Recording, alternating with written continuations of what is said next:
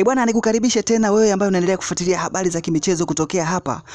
Mchezo wa dabi ya Kariakoo kati ya Young African Sports Club, timu mwenyeji katika mchezo huo, dhidi ya Simba Sports Club uliokuwa umechezwa siku ya leo ya Jumapili March 1 mwaka 2026 katika uwanja wa New Amani Complex visiwani Zanzibar. Umemalizika hivi punde baada ya timu zote mbili kuonyeshana ubabe na kutoka suruhu ya bila kufungana. Mchezo ulikuwa ni mkali, mchezo ambao uliendelea kugusa hisia za watu waliokuwa wakitazama live na waliokuwa uwanjani pia waliendelea kuenjoy kutazama mpira wenye viwango vya hali ya juu vya kuitwa dabi. Timu zote mbili zimeonyesha kiwango kikubwa cha kiuchezaji katika mchezo huo, na zaidi ni kwa upande wa klabu ya soka ya Simba Sports Club ambapo imeonyesha mchezo ambao wengi hawakutarajia kama wangeweza kuucheza. Walio wengi walidhania kwamba huenda Young African Sports Club angeweza kuendeleza ubabe wa kuondoka na alama 3 katika mchezo huo na kuandika historia ya kumchapa mtani wake mara ya 7, lakini imekuwa ni tofauti.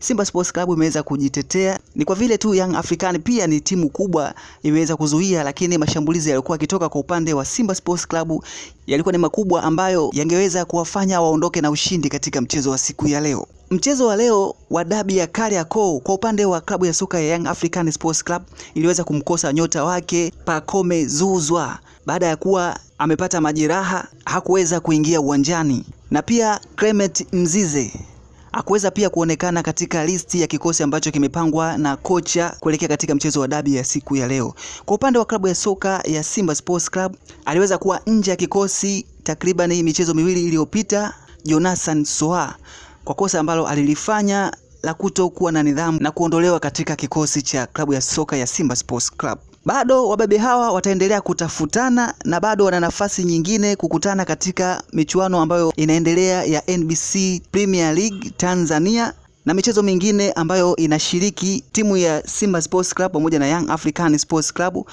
kama michuano ya CRDB Federation Cup, endapo watafanikiwa kutinga katika nafasi za juu, mfano nusu fainali au fainali, wanaweza wakakutana pia. Hii ni Manyuzi TV, endelea kufuatilia kwa kupata updates mbalimbali za kimichezo, burudani, teki pamoja na kufahamu masuala ya kijamii. Usiache kusubscribe, kulike, kushare na kucomment. Tukutane tena hapo baadaye.